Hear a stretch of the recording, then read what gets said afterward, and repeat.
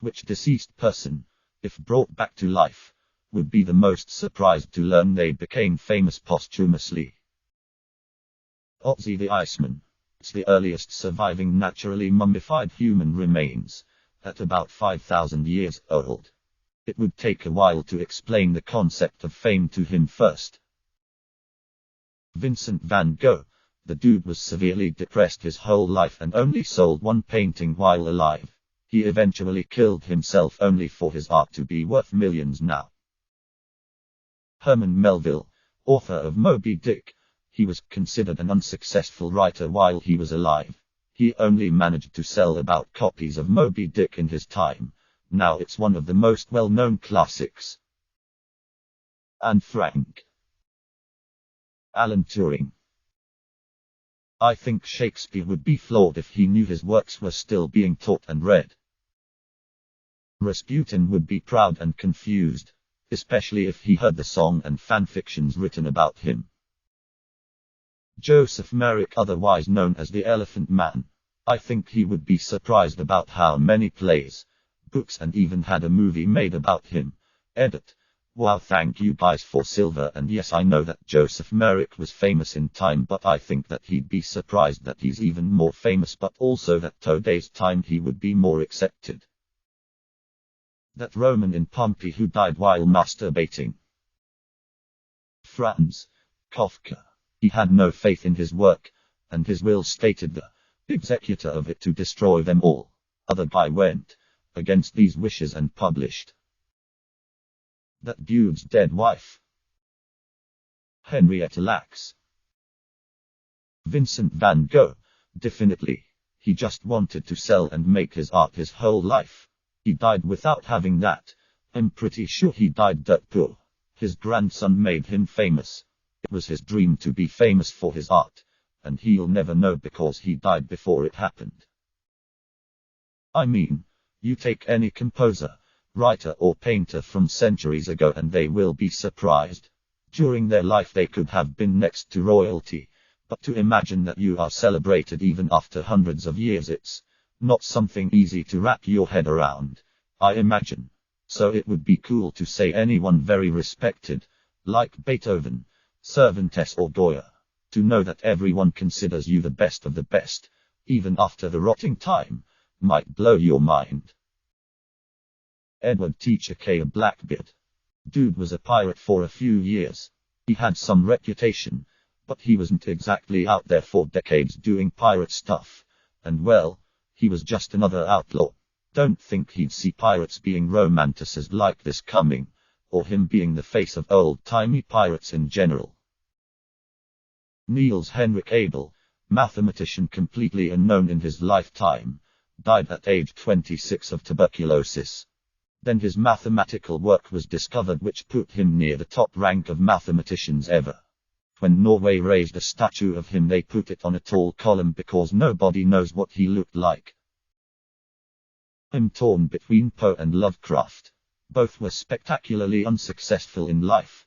If you go by wealth and fame, it's challenging for a modern reader to grasp how utterly obscure Lovecraft was when he died. Despite Derleth's many faults, he must be given credit for having started the old gentleman's posthumous career by founding Arkham House. And it's difficult to read about Poe's last days without pangs of sympathy. There's mordant amusement in contemplating how Rufus Griswold is now remembered only for trying to bury Poe's reputation with his corpse. J.S. Bach. He was known as a prodigious organist in his time and composed as sort of a side gig. His music was decently appreciated in his time, but as soon as he died he was completely forgotten, as he expected. It wasn't until Mendelssohn resurrected his works in the 1800s that anyone cared for his music, and now he is seen as possibly the greatest composer of all time. Archduke Ferdinand. Deleted. Diagonals. Because as far as I know, the man never aspired to fame. He was just an asshole who lived in an urn in the market square, never bathed, masturbated publicly, and occasionally started shit with the local philosophical community. His claims to fame are 1. Lobbing a plucked chicken at Aristotle because he thought his definition of what man is was too reductive, and cussing out Alexander the Great for standing in his sunlight. He may be shocked to learn, first of all, what the internet is, and second that he's basically its patron saint / deity / the father of shitposting. Then again, he may not care. Edit. I realize it's Plato, not Aristotle, but I made the mistake and I need to be reminded of it so I won't make it again. Alfred Wegener, who invented tectonic plate theory. No one believed him until long after he was dead. Hitler's parents. Elizabeth Short, posthumously known as the Black Dahlia. Even people who do not know much about true crime always still seem to know her name. Confucius. Rosalind Franklin. Not even Watson and Crick truly recognized the importance of her work in her lifetime. Now the first thing you taught in any genetics class is that it was her picture that helped them figure it out. Edit. I think she'd be surprised to learn she's famous now because she was completely overshadowed and unrecognized in her life. Not because I believe she didn't know what she was doing was important. Emmett Till. The poet John Keats, who died at 25, convinced he'd been robbed of a chance to make a significant contribution to English literature.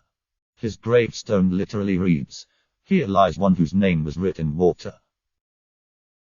John Snow. No, Dr. John Snow. Look it up.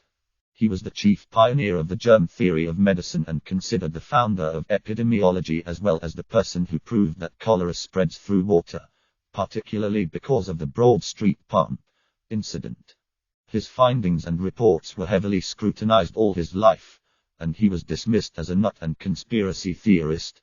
Insert you know nothing. John Snow. Joke here.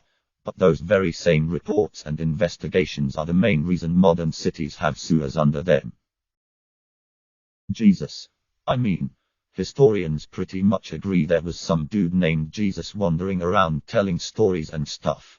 But to come back and realize you play a major role in 3 huge religions, are regarded as the savior, and also have spawned a lot of wars, that would be sort of mind-blowing. Cushion. https://n.wikipedia.org/wiki/cushion. Individual. He was likely just some middle-rank accountant or something like that, and now his name is remembered when those of kings and priests and warlords and whatnot from his time are all forgotten. That Chinese doctor that tried to spread word of the COVID-19 virus, and who later succumbed to it after being harassed by police. Anastasia. The most famous Romanov, and she was a young teenage girl who actually did nothing of note in her life while her sisters, parents and brother were more famous in their time. Nietzsche. I heard he was selling less than 100 copies of some of his books, and now he's known as one of the greatest philosophers ever. The man was ahead of his time. Nostradamus. He wouldn't have seen it coming, that's for sure. Carol Baskin's husband, Don Lewis. Straight up diamonds. The mad lad literally lived his life trying to not be important, and ended up being one of the most popular people in history. Harem. H.P. Lovecraft. Van Gogh, I guess. He is a everyday name these days. He would be proud and shocked to see his influence. There's a photo being passed around of a fully nude black man as a prank which started at the beginning of the pandemic.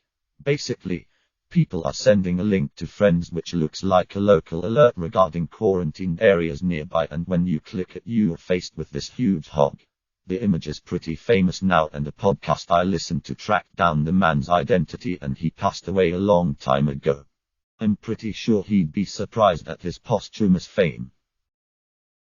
Emily Dickinson. I'm surprised no one mentioned her yet. Matthew Shepard. He was just a college kid that was tortured and beaten to death for being gay. I don't think he knew he'd be remembered for anything. The father of modern physics. This man took us a little closer to the celestial bodies through his invention of the telescope and visionary theories about the solar system. But he was highly criticized and ridiculed during his time, as his vision contrasted the predominant religious beliefs of society. The revolutionary scientist, mathematician, and astronomer who died in 1642 is still idolized by many today. Abe Lincoln first words: vampires. Really? Well, fuck yeah, America. To go the opposite way, I've always thought the ancient Roman emperors like Julius Caesar would be embarrassed at how small their once great empire now is.